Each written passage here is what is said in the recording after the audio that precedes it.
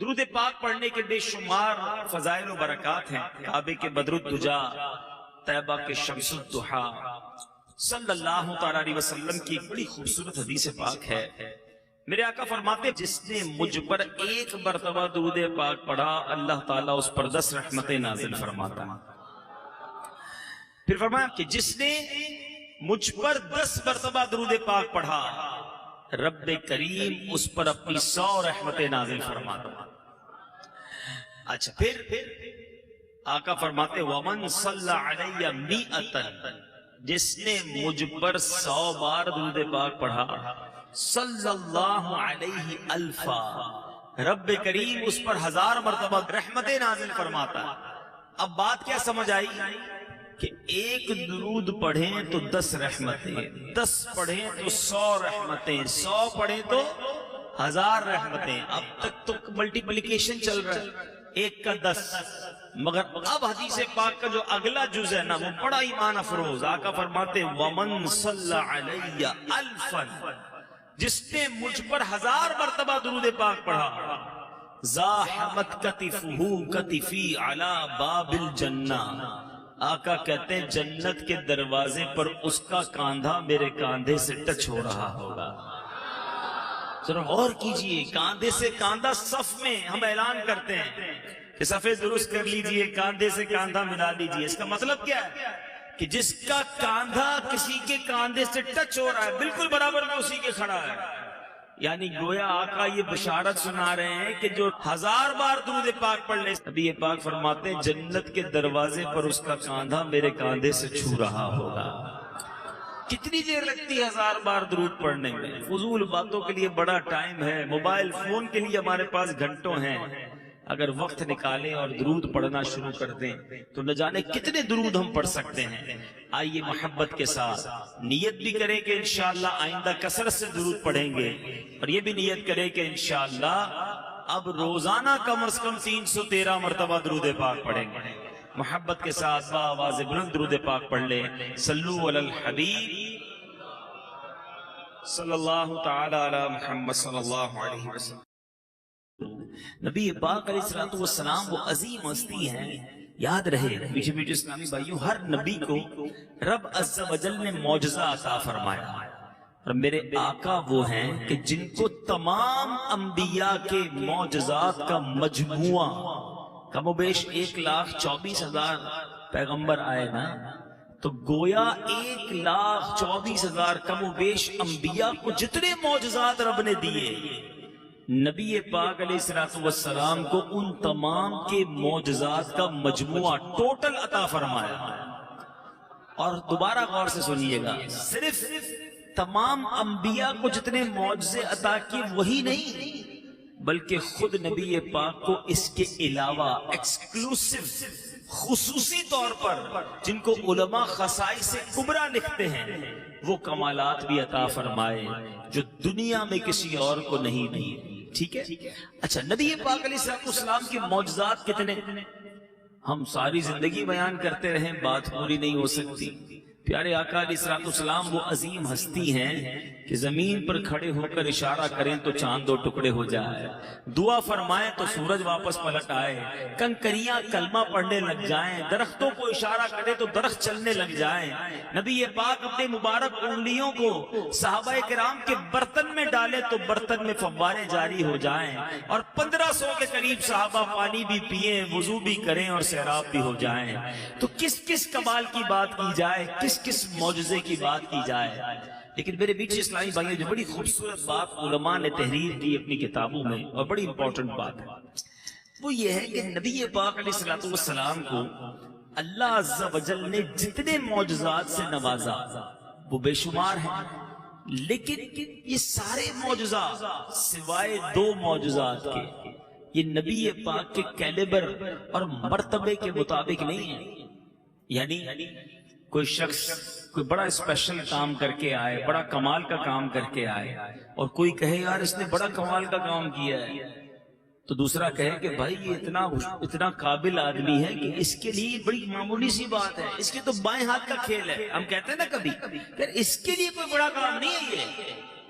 نبی پاک جو رب کے حبیب ہیں، یاد رکھیے گا جتنے یہ معجزات میں نے بیان کیے، پتھر کو کلمہ پڑھا دینا، سورج کو دعا کر کے پلٹا دینا، چاند کو 2 ٹکڑے کر دینا، ٹوٹی پنڈلیاں جوڑ دینا، آنکھ باہر آئے تو نبی پاک لعاب دہن لگائیں، حضرت ابو قتادہ کی آنکھ لگائیں تو حضرت ابو قتادہ کہیں پہلی آنکھ سے زیادہ یہ والی آنکھ دیکھنے لگ گئی ہے۔ ایسے بہت سارے کمالات، علماء کہتے ہیں سارے نارمل ہیں، صرف 2 معجزات ایسے ہیں جو سرکار دو عالم صلی اللہ علیہ وسلم کے مرتبے اور منزلت کے مطابق ہیں۔ اور وہ 2 معجزات کون سے ہیں؟ پہلا معجزہ وہ معجزہ ہے معراج کی شب، رب عز و جل نے اپنے محبوب کو اپنا دیدار کرایا۔ سارے عالم میں یاد رکھیے گا، پوری کائنات میں کوئی اور نہیں ہے جس نے رب کو اپنی آنکھوں سے دیکھا ہو۔ رب نے اپنے حبیب کو یہ کمال، یہ اعجاز دیا کہ محبوب کریم کو اپنے پاس بلایا اور اپنا دیدار کروایا۔ اچھا، دنیا میں سب سے بڑا غیب کیا ہے؟ بڑی خوبصورت بات ہے، غیب کہتے چھپی ہوئی چیز کو، the biggest unseen، biggest سب سے بڑا غیب کیا ہے؟ وہ اللہ عز و جل کی ذات ہے۔ اللہ کو کسی نے نہیں دیکھا نا ساری دنیا میں، سب سے بڑا غیب خود رب ہے۔ تو اعلیٰ حضرت لکھتے ہیں کہ جب رب عز و جل نے اپنے حبیب کو اپنا ہی دیدار کروا دیا، سب سے بڑا غیب دکھا دیا، تو پھر کوئی اور غیب کیوں چھپانا ہے؟ یہ سوال ہوتا ہے کہ علم غیب ہے کہ نہیں؟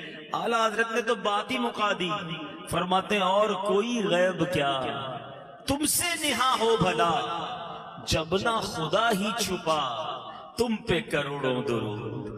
تو رب عز و جل نے اپنا ہی جلوہ اپنے محبوب کو دکھا دیا۔ اور ذرا فرق دیکھیے گا کلیم و حبیب کا۔ حضرت موسیٰ کیا ہے؟ کلیم اللہ ہے۔ کیا ہے؟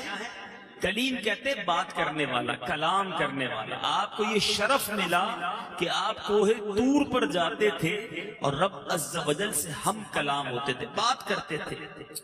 اب حضرت موسیٰ کے دل میں بھی یہ خواہش جاگی کہ جس رب سے کلام کی سعادت ملتی ہے اس رب کا دیدار بھی کیا جائے۔ عرض کی مولا میں تیرا دیدار کرنا چاہتا ہوں، التجا کی کہ مولا میں تیرا دیدار کرنا چاہتا ہوں۔ ارشاد باری ہوتا ہے لن ترانی، اے موسیٰ تم ہمیں نہیں دیکھ سکتے، اے موسیٰ تم نہیں دیکھ سکتے ہمارا جلوہ۔ اب اللہ تبارک و تعالیٰ نے کچھ اس طرح ارشاد فرمایا، اے موسیٰ کوہ طور کو دیکھو، اور وہاں رب عز و جل نے اپنے نور کی تجلی نازل فرمائی۔ حضرت موسیٰ اس تجلی کو دیکھ نہ سکے، تاب نہ لا سکے اور بے ہوش ہو گئے، ہوش میں نہ رہے۔ اے میرے میٹھے اسلامی بھائیو ذرا غور کیجئے، فرق دیکھیے گا کلیم اور حبیب کا۔ حضرت موسیٰ خود کہہ رہے ہیں مولا جلوہ دیکھنا ہے، ارشاد ہوتا ہے لن ترانی، اور حبیب کو بلایا جا رہا ہے جبریل امین کے ذریعے کہ اے حبیب رب مشتاق ہے، اللہ تبارک و تعالیٰ کی طرف سے گویا بلاوا آ رہا ہے دیدار کروانے کے لیے۔ فرق دیکھیے۔ اور اعلیٰ حضرت اسی بات کو اپنے ہم صلاۃ و سلام میں بھی یہ شعر پڑھتے ہیں نا، اس کی تضمین بڑی خوبصورت ہے۔ شاعر لکھتے ہیں فرق مطلوب و طالب کا دیکھے کوئی، فرق مطلوب و طالب کا دیکھے کوئی، قصہ طور و معراج سمجھے کوئی۔ What is the difference؟ قصہ طور و معراج سمجھے کوئی، کوئی بے ہوش جلووں میں گم ہے کوئی۔ حضرت موسیٰ تو بے ہوش ہے نا، کوئی بے ہوش جلووں میں گم ہے کوئی، کس کو دیکھا یہ موسیٰ سے پوچھے کوئی، آنکھ والوں کی ہمت پہ لاکھوں سلام۔ تو نبی پاک علیہ السلام کو معراج کی شب یہ اعزاز دیا گیا جو کسی اور کو زمانے میں نہیں ملا، کہ رب عز و جل نے اپنا دیدار کروایا۔ اور کس شان سے بلایا؟ جنتی سواری براق بھی آتی ہے، جبریل امین بھی آتے ہیں، نبی پاک کی بارگاہ میں التجا کرتے ہیں اور بلایا جاتا ہے۔ اعلیٰ حضرت اپنے ایک اور شعر میں لکھتے ہیں نا، تبارک اللہ شان تیری تجھی کو زیبا ہے بے نیازی، کہیں تو وہ جوش انترانی کہیں تقاضے وصال کے تھے، کہ کہیں تو منع کیا جا رہا ہے اور کہیں خود بلایا جا رہا ہے۔ اے میرے میٹھے اسلامی بھائیوں، امام عشق و محبت اعلیٰ حضرت اسی سفر معراج کی بات کرتے ہوئے چاند سے بڑی پیاری بات کرتے ہیں، فرماتے ہیں چاند تو بڑا خوبصورت ہے مگر تیرے چہرے پر ایک داغ بھی ہے۔ آپ نے بھی دیکھا ہوگا چاند جب 14ویں کا چاند ہو تو اس پہ ایک داغ ہوتا ہے جو اس کی خوبصورتی میں تھوڑا سا یہ سمجھے اسے متاثر کرتا ہے۔ اعلیٰ حضرت کہتے ہیں چاند تجھ سے غلطی ہو گئی، نبی پاک معراج کی رات تیرے پاس سے ہی تو گزرے تھے، آسمانوں پر آئے تھے نا، تیرے پاس ہی سے تو گزرے تھے، تھوڑی سی نبی پاک کے قدموں سے لگی ہوئی خاک اٹھا کر اپنے چہرے پر مل لیتا تیرے داغ بھی دھل جاتے ہیں۔ میرے نبی علیہ السلام کو وہ معجزہ عطا کیا گیا جو کسی کو نہیں ملا مرتبہ، رب عز و جل نے اپنے حبیب کو اپنا جلوہ دکھایا، ٹھیک ہے۔ اب آتے ہیں ایک اور بڑے معجزے کی بات، اور سب سے بڑی بات یہ ہے کہ وہ اعظم المعجزات ہے، the biggest miracle، سب سے بڑا معجزہ۔ اور مزید کمال کی بات یہ ہے کہ باقی معجزے تو ہم دیکھ نہیں سکے نا، نہ ہم نے سورج کا پلٹنا دیکھا، نہ چاند کا 2 ٹکڑے ہونا دیکھا، نہ نبی پاک کے جھولے میں آقا کا انگلی کے اشارے سے چاند کھلونا بنانا دیکھا، نہ ہم نے وہ پیالہ دیکھا کہ جس پیالے سے 70 صحابہ نے دودھ پی لیا، پیالہ پھر بھی بھرا رہا۔ ہم نے تو یہ سارے واقعات سنے ہیں، اور سنتے ہیں تو ایمان تازہ ہو جاتا ہے۔ تو اب جس معجزے کی میں بات کرنے جا رہا ہوں وہ آج بھی ہمارے ساتھ موجود ہے، ہم آج بھی اسے محسوس کر سکتے ہیں، ہم آج بھی اس کی برکتیں لے سکتے ہیں، اور وہ سب سے بڑا معجزہ ہے۔ اور وہ کیا ہے؟ قرآن مجید، فرقان حمید۔ یہ وہ معجزہ ہے، میرے آقا علیہ السلام کو رب عز و جل نے وہ کتاب عطا فرمائی کسی اور کو نہیں ملی، اور اس کی حفاظت کا انتظام کیسا کیا۔ آج 1450 سال کے قریب وقت گزر چکا ہے، زبر زیر پیش کا فرق بھی نہیں آیا، اس کتاب میں زبر زیر پیش کا بھی فرق نہیں ہے۔ اور دوسری بات یہ کہ نبی پاک علیہ السلام کہ اس کمال کو دیکھیے، اس کتاب کے کمال کو دیکھیے کہ آج دنیا میں کوئی ایک کتاب بندہ پڑھ لے، 2 بار پڑھ لے، 3 بار پڑھ لے، ٹھیک ہے، تو جب 2-3 بار بھی پڑھ لیں تو بندہ بور ہو جاتا ہے، کہتا ہے 4 بار پڑھ لی کتاب، اب لائبریری میں رکھ دو۔ قرآن کا کمال یہ ہے 1000 بار پڑھیں ہر بار نیا لطف دیتا ہے۔ جس کو سمجھ نہیں آتا، اچھا پڑھنے والا مل جائے وہ تلاوت کرتا رہے، سننے والے کی آنکھوں میں آنسو آ جاتے ہیں۔ اللہ نے حفاظت کا انتظام کیسا کیا کہ 5-6 سال کا بچہ جس کی مادری زبان اردو، میمنی، پنجابی، کوئی اور زبان ہوتی ہے مگر وہ عربی کا قرآن پورا یاد کر لیتا ہے۔ یہ قرآن کا اعجاز ہے، اور یہ قرآن ہمارے درمیان ہے، نبی پاک علیہ السلام کا یہ معجزہ بھی ہے، ہمارے لیے تحفہ بھی ہے۔ مگر سوال یہ ہے کہ ہم اس قرآن سے کتنی محبت کرتے ہیں، ہم اس قرآن کو کتنا پڑھتے ہیں، اس سے کتنی برکتیں حاصل کرتے ہیں۔ اے میرے بیچ اسلامی بھائیوں، کیا ہمیں معلوم ہے کہ قرآن میں ہمارے لیے کیا کیا موجود ہے، کیسے کیسے واقعات ہیں، پچھلی قوموں کے کیسے کیسے امیزنگ ہسٹوریکل ایونٹ ہیں۔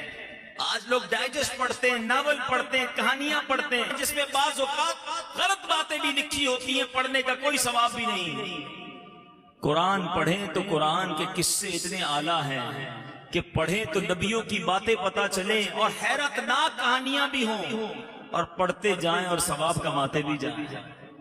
لیکن قرآن سے ہم دور ہیں۔ ہمارے علماء نے ہمارے لیے آسانی بھی تو کر دی نا، ترجمہ بھی کر دیا آسان اردو میں، تفسیریں بھی لکھ دی، مگر پھر بھی ہمارے پاس ٹائم نہیں ہے۔ اے میلاد بنانے والوں، غوث پاک کی 11ویں بنانے والوں، میں آپ سب کو جو غوث پاک کے محبین بیٹھے، غوث اعظم کو قرآن سے کتنی محبت تھی، 15 سال تک روزانہ غوث پاک نے ایک قرآن پاک ختم کیا، ہر روز ایک قرآن۔ اور قادری کہلانے والا، 11ویں بنانے والا پورا سال قرآن ختم نہ کرے تو اے نبی پاک کے چاہنے والوں، 11ویں بنانے والوں، ہم کتنا قرآن پڑھتے ہیں۔ اور میں آج قرآن پاک کا ایک واقعہ بھی آپ کے لیے لے کر آیا ہوں۔ یہ ایک واقعہ ہے، ورنہ قرآن میں جا بجا ایسے ایسے واقعات ہیں کہ عقل حیران ہو جاتی ہے۔ قرآن میں کئی واقعات تو وہ ہیں میرے بیچ اسلامی بھائیوں جو پچھلی قوموں کے واقعات ہیں، پچھلی قوموں کے جو عذاب ان پر نازل ہوئے، انہوں نے غلطیاں کی، وہ تمام چیزیں اللہ نے کھول کھول کر ہمارے لیے بیان فرمائی تاکہ ہم وہ غلطیاں نہ کریں اور درس حاصل کریں۔ لیکن آج جس واقعے کو میں نے آپ کو سنانا ہے، یہ ایک واقعہ ایسا ہے جو ہوا تو پہلے ہے، لیکن اس کا ایک بہت بڑا تعلق ہمارے مستقبل سے بھی ہے، یعنی ایک واقعہ ہونا بھی باقی ہے، قرآن جس کے بارے میں ہمیں بتاتا ہے۔ اور یہ سورہ کہف، یہ سورہ کہف ہر جمعے کو پڑھنی چاہیے۔ جو ہر جمعے کو سورہ کہف پڑھے، اگلے جمعے تک اس کے لیے روشن نور لکھ دیا جاتا ہے۔ پھر بھی نہیں پڑھتے۔ اچھا، سورہ کہف میں ہے کیا؟ کہف کہتے غار کو، تو غار والوں کا اس میں واقعہ ہے جو اصحاب کہف کہلائے۔ اور اس صورت میں صرف اصحاب کہف کا واقعہ ہی نہیں، بڑا عجیب و غریب واقعہ ہے اصحاب کہف کا۔ اس کے بعد دوسرا واقعہ حضرت خضر علیہ السلام اور حضرت موسیٰ علیہ نبینا علیہ السلام کے درمیان ملاقات کا واقعہ بھی ہے، وہ بھی بڑی عجیب و غریب ملاقات ہے۔ اس کے بارے میں بھی بڑے پیارے پیارے مدنی پھول قرآن کے ذریعے ملتے ہیں۔ اور اسی سورہ کہف میں ایک تیسرا واقعہ جو آج میں نے بیان کرنا، وہ حضرت ذوالقرنین اور یاجوج ماجوج کے درمیان جو واقعہ ہوا تھا، یہ بھی اسی سورت کے اندر موجود ہے۔ اب ذرا دیکھیں، ایک سورت ہے اور کتنے عجیب و غریب واقعات ہیں، پھر کیوں نہ قرآن پڑھیں؟ اتنی دلچسپ واقعات ہیں کہ پڑھے تو عقل حیران ہو جاتی ہے کہ قرآن میں رب نے ہمارے لیے کیا کچھ لکھا ہے۔ مگر آج ہم سے کھلاڑیوں کے نام پوچھ لیں، کھلاڑیوں کے ریکارڈ پوچھ لیں، فلمی اداکاروں کے نام پوچھ لیں، نہیں پتا تو انبیاء، صحابہ اور اولیاء کے بارے میں نہیں پتا۔ یہ ہماری کتنی بڑی غلطی ہے۔ یہ بڑے جو ہیں ان کی بھی غلطی ہے کہ انہوں نے بچوں کی کیا تربیت کی۔ بہرحال میرے میٹھے اسلامی بھائیوں، آج اس واقعے کو سننا ہے حضرت ذوالقرنین۔ حضرت ذوالقرنین کون تھے؟ پہلے تو یہ سمجھتے ہیں کہ حضرت ذوالقرنین کا نام سکندر ہے اور حضرت خضر علیہ السلام کے یہ خالہ زاد بھائی ہیں۔ حضرت خضر علیہ السلام ان کے وزیر اور جنگلوں میں علم بردار رہے ہیں۔ یہ حضرت سام بن نوح علیہ السلام کی اولاد میں سے ہیں اور ایک بڑیا کے اکلوتے فرزند تھے۔ حضرت ابراہیم خلیل اللہ علیہ نبینا علیہ السلام کے ہاتھ پر حضرت ابراہیم کے دست حق پرست پر اسلام قبول کیا اور مدتوں حضرت ابراہیم کی یہ صحبت میں رہے، اور حضرت ابراہیم نے ان کو کچھ وصیتیں بھی فرمائی تھی۔ صحیح قول یہی ہے کہ حضرت ذوالقرنین نبی نہیں ہیں بلکہ ایک بندہ صالح ہیں جو ولایت کے مرتبے پر تھے۔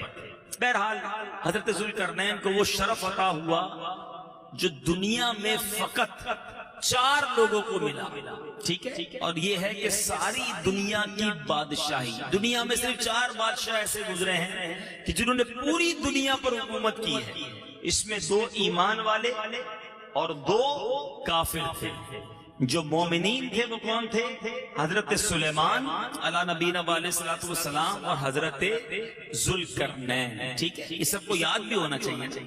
اور 2 بادشاہ جو کافر تھے، جن کو ساری دنیا پر حکومت ملی، ساری دنیا پر کنٹرول ملا، وہ کون تھے؟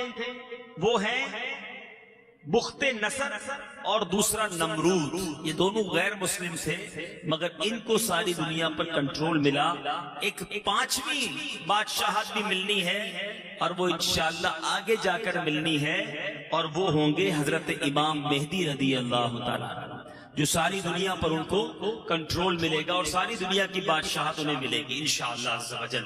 اب ذوالقرنین رضی اللہ تعالیٰ نے سفر کیے، بڑے امیزنگ، بڑے عجیب و غریب سفر، اور یہ قرآن میں موجود ہے۔ اب کیسے سفر کیے کہ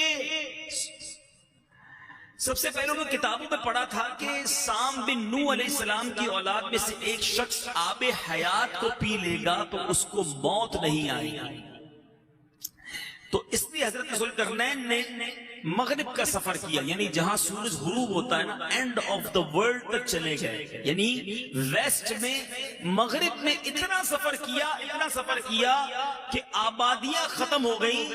آپ ایسے مقام پر پہنچے کہ سورج غروب کے وقت آپ کو ایسے نظر آتا تھا جیسے سیاہ چشمے کے اندر سورج غروب ہو رہا ہو، بالکل اینڈ آف دا ورلڈ چلے گئے۔ وہاں ایک ایسی قوم ملی جو جانوروں کی کھال پہنے ہوئے تھی، اس کے سوا کوئی لباس ان کے بدن پر نہیں تھا، اور مردہ دریائی جانور وہ کھاتے تھے۔ یہ قوم ناسک کہلاتی تھی۔ حضرت ذوالقرنین نے دیکھا کہ وہ بے شمار قوم ہے، بہت ہی طاقتور ہیں، جنگجو ہیں، تو حضرت ذوالقرنین نے ان لوگوں کے گرد اپنی فوجوں کا گھیرا ڈالا، ان کو کنٹرول کیا، ایمان کی دعوت دی۔ جو ایمان لائے آپ نے انہیں ایمان والا بنا دیا، اور جنہوں نے آپ سے بغاوت کی انہیں قتل کر دیا گیا۔ یہ سفر آپ کا کمپلیٹ ہوا۔ اس کے بعد آپ نے مشرق کا سفر کیا، پہلے مغرب تک چلے گئے۔ اب جہاں سورج طلوع ہوتا، اب بالکل زمین کے اس کونے پر پہنچ گئے کہ وہاں جا کر آپ نے دیکھا کہ سورج جو ہے بالکل آپ کے سامنے نکل رہا ہے، اور اب وہاں بھی کچھ لوگ ملے جو غاروں میں رہتے تھے۔ آپ میں سے کئی لوگ اس میں آپ پر ایمان بھی لائے، آپ کے ساتھ اچھا سلوک کیا۔ جو نہیں مانے، جو کفر پر رہے، انہیں تہو تیغ کر دیا گیا۔ یہ 2 سفر تو ہو گئے۔ اب تیسرا سفر، اب آپ نے شمال نارتھ کی طرف سفر کیا، اور یہاں تک کہ 2 پہاڑوں کے درمیان سدین یہ ایک جگہ ہے، وہاں تک پہنچ گئے۔ تو وہاں کی آبادی عجیب و غریب تھی۔ ان لوگوں کے ساتھ اشاروں سے بڑی مشکل سے بات کی جا سکتی تھی۔ ان لوگوں نے حضرت ذوالقرنین سے یاجوج ماجوج کی شکایت کی۔ اب یہ تو محققین بتائیں گے، لیکن اگر غور کریں دنیا کے نقشے پر، ٹھیک ہے، تو مغرب کی انتہا کہاں ہے؟ ویسٹ کی انتہا یہ امریکہ کا جو اینڈ ہے، کیلیفورنیا جس کو کہہ لیں، یا کینیڈا کا شہر کیلگری کہہ لیں، یہ وہ اینڈ ہے جہاں سورج جو ہے وہاں جا کر غروب ہوتا ہے، سب سے آخر میں سورج وہاں غروب ہوتا ہے۔ مشرق کی اگر ابتدا کی طرف چلے جائیں کہ جہاں سے سورج نکلتا ہے، آسٹریلیا اور آگے جائیں تو فجی آئی لینڈ، اور اس طرح جا کر یہ مشرق کی ابتدا ہوتی ہے۔ بات آگے بڑھانے سے پہلے ایک اچھی خبر یہ دوں کہ فجی جو دنیا کے مشرق کا کونا ہے، اور کیلیفورنیا جو دنیا کے مغرب کا کونا ہے، دونوں جگہ پر دعوت اسلامی کے مدنی کاموں کی دھومیں ہیں الحمدللہ۔ دونوں جگہ مدنی قافلے پہ الحمدللہ، یہاں سے پاکستان سے بھی مبلغین نے سفر کیا۔ اب شمال اگر نقشے پہ دنیا کے دیکھیں تو انٹارکٹیکا، یا وہ جگہ جہاں برف بہت زیادہ ہوتی ہے، اب شاید یہ وہی مقام ہے، اللہ بہتر جانتا ہے، لیکن کمال یہ ہے کہ اب وہاں کی قوم نے جب آپ سے کہا کہ یاجوج ماجوج ہمیں بڑا تنگ کرتے ہیں، بڑی جنگجو قوم ہے، وحشی لوگ ہیں، آپ ہماری مدد کیجئے۔ اب میرے میٹھے اسلامی بھائیوں، ان کے بارے میں ذرا سنیں یہ کیسا گروہ تھا۔ یہ یافس بن نوح علیہ السلام کی اولاد میں سے ایک فسادی گروہ ہے، اور ان لوگوں کی تعداد بہت ہی زیادہ ہے۔ یہ قرآنی تفسیر قرآن سے آپ کو واقعہ سنا رہا ہوں۔ اور یہ لوگ بلا کے جنگجو، وحشی اور جنگلی ہیں، بالکل جانوروں کی طرح رہتے ہیں۔ موسم ربیع میں یہ لوگ اپنے غاروں سے نکل کر تمام کھیتیاں اور سبزیاں کھا جاتے ہیں بہار کے موسم میں، اور خشک چیزوں کو لاد کر لے جاتے تھے۔ آدمیوں اور جنگلوں، جنگلی جانوروں، یہاں تک کہ سانپ، بچھو، گرگٹ، ہر چھوٹے بڑے جانور کو کھا جاتے تھے۔ حضرت ذوالقرنین سے لوگوں نے فریاد کی کہ حضور ہمیں بچائیں، یہ تو فصل بھی کھا جاتے ہیں، جانور بھی کھا جاتے ہیں، بچتا ہی کچھ نہیں ہے۔ تو اب آپ نے کہا کہ لوگوں نے کہا ہم سے کچھ پیسے لے لیں لیکن ہماری مدد کریں۔ آپ نے کہا اللہ نے مجھے بڑا مال دیا ہے، اب تم جسمانی محنت سے میری مدد کرو۔ اب دنیا کی ایک عجیب و غریب دیوار قائم کی گئی، یہ قرآن میں موجود ہے، جس کو سد سکندری کہا گیا۔ سد کہتے ہیں دیوار، سد سکندری۔ حضرت سکندر کی ذوالقرنین رضی اللہ عنہ کا نام سکندر بھی تھا۔ اب یہ دیوار بنی کیسے، ذرا غور سے سنیے گا۔ آپ نے کیا کیا؟ دونوں پہاڑوں کے درمیان آپ نے بنیاد کھدوائی، جب پانی نکل آیا، اتنا کھدوایا کہ پانی نکل آیا، تو پھر آپ نے پگھلائے تانبے کے گارے سے اس پر پتھر جمائے، لوہے کے تختے نیچے اوپر چن کر ان کے درمیان لکڑی اور کوئلہ بھروا دیا اور اس میں آگ لگوا دی۔ اس طرح یہ پہاڑ کی بلندی تک دیوار بنائی گئی، اور ان دونوں پہاڑوں کے درمیان کوئی جگہ نہ چھوڑی گئی۔ پھر پگھلایا ہوا تانبا دیوار میں پلا دیا گیا، تو یہ سب ملا کر ایک کانکریٹ نہایت مضبوط دیوار بن گئی۔ اس طرف یاجوج ماجوج رہ گئے، اس طرف یہ قوم تھی، اور اب یہ قوم سکون کے ساتھ رہنے لگی۔ اے میرے میٹھے اسلامی بھائیوں، قرآن مجید فرقان حمید میں یہ واقعہ بڑی تفصیل سے سورہ کہف کے اندر موجود ہے، لیکن اب جو میں نے بات بیان کے شروع میں کہی تھی کہ یہ واقعہ تو ہو چکا، مگر اسی واقعے کی ایک کڑی باقی ہے جو قیامت سے پہلے ہونی ہے. یہ بڑی اہم بات ہے. یاجوج ماجوج ختم نہیں ہو گئے، یہ قوم آج بھی ہے. کہاں ہے رب جانے. حدیث پاک میں نبی پاک علیہ الصلوۃ والسلام فرماتے ہیں کہ یاجوج ماجوج جو ہیں یہ روزانہ اس دیوار کو توڑتے ہیں. جو انگریزی کے اسٹوڈنٹس ہیں نا، انٹرنیٹ کو جو سرچ کرتے ہیں وہ دیکھیے گا گوگ مگوگ، یہ آج بھی دنیا، صرف یہ اسلام میں نہیں ہے. یاجوج ماجوج کو صرف مسلمان ہی نہیں مانتے اس واقعے کو، یہ اور مذاہب کی کتابوں میں بھی لکھا ہے. اور وہ بھی کہتے ہیں کہ گوگ مگوگ جو ہیں، یاجوج ماجوج جو ہیں، انہوں نے آنا ہے اور یہ قیامت سے پہلے آنا ہے. تو بہرحال یہ دیوار روزانہ وہ توڑتے ہیں، میرے آقا فرماتے ہیں. اور جب محنت کرتے کرتے توڑنے کے قریب پہنچ جاتے ہیں تو ان میں سے کوئی کہتا ہے کہ چلو کل پھر آ کر توڑیں گے. لیکن جب دوسرے دن آتے ہیں پھر دیوار ویسے ہی بن جاتی ہے. اللہ کی قدرت سے دیوار پھر پوری ہو جاتی ہے. پھر سارا دن کھودتے ہیں، شام ہو جاتی ہے، ٹوٹنے کے قریب رہ جاتی ہے. انہی کا کوئی شخص کہتا ہے چلو کل پھر توڑیں گے.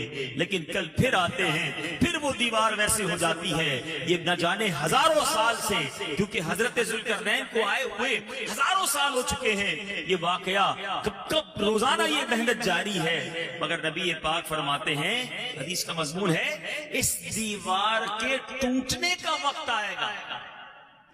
اس دیوار کے جب ٹوٹنے کا وقت آئے گا تو ان میں سے پھر کوئی کہے گا کہ چلو انشاءاللہ کل اس دیوار کو توڑ ڈالیں گے. نبی پاک فرماتے ہیں انشاءاللہ کہنے کی برکت سے یہ ثمرہ ملے گا کہ دوسرے دن دیوار ٹوٹ جائے. یہ بات اب یہاں روک کر مدنی پھول کیا ملا کہ کسی کام کو پورا کرنا ہے تو انشاءاللہ ساتھ کہا کریں. میں ایک بار جہاز میں تھا، تھوڑے دنوں پہلے کی بات ہے، تو صاحب کوئی تھے ساتھ بیٹھے تھے، جہاز اڑنے والا تھا، تو شاید اپنے گھر والوں کو کہہ رہے تھے کہ میں 5 بجے پہنچ جاؤں گا. میں نے کہا یار ساتھ انشاءاللہ بھی کہہ دو.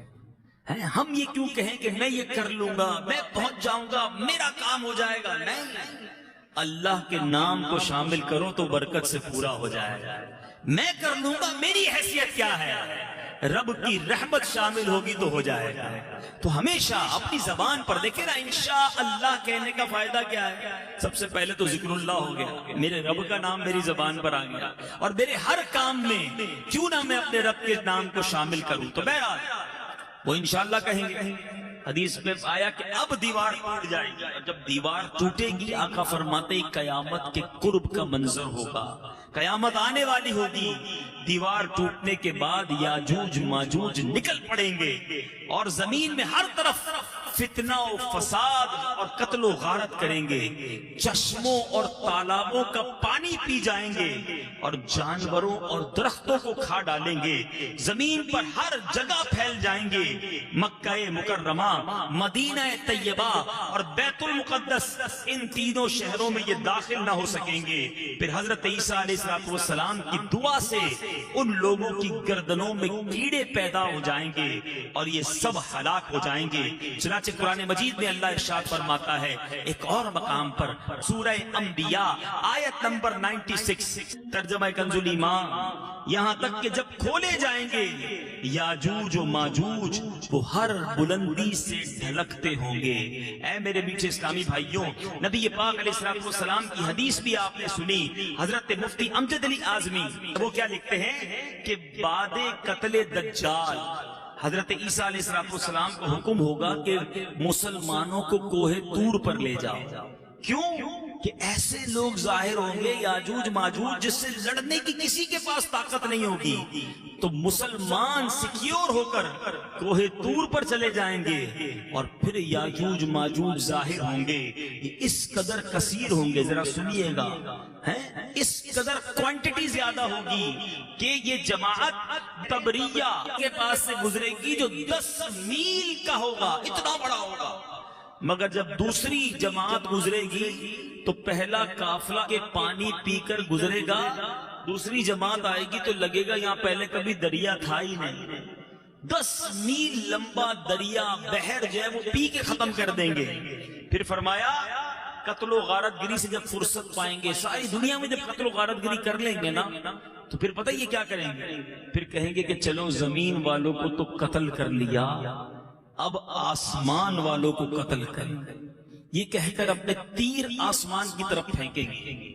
خدا کی قدرت کے اوپر سے جو تیر واپس آئیں گے نا وہ خون والے آئے، یہ انہی اپنی حرکتوں میں مشغول ہوں گے، اور وہاں حضرت عیسیٰ علیہ السلام پہاڑوں پر محصور ہوں گے، یہاں تک کہ ان کے نزدیک گائے کے سر کی وہ بقعت ہوگی جو آج تمہارے نزدیک 100 اشرفیوں کی نہیں۔ اس وقت حضرت عیسیٰ علیہ السلام اپنے ہمراہیوں کے ہمراہ دعا کریں گے، اللہ تعالیٰ یاجوج ماجوج جو ہوں گے ان کی گردنوں میں کیڑے پیدا کر دے گا، ایک دم وہ سب کے سب مر جائیں گے۔ ان کے مرنے کے بعد جب حضرت عیسیٰ علیہ السلام پہاڑوں سے اتریں گے، دیکھیں گے کہ تمام زمین اتنے لوگ ہوں گے کہ پوری زمین ان کی لاشوں سے اور بدبو سے بھری پڑی ہے، ایک بالشت زمین بھی خالی نہیں ہوگی۔ اس وقت حضرت عیسیٰ علیہ السلام اللہ کی بارگاہ میں پھر دعا کریں گے، اللہ تعالیٰ ایک قسم کے پرندوں کو بھیجے گا، وہ ان کی لاشوں کو جہاں اللہ چاہے گا اٹھا کر پھینک آئیں گے۔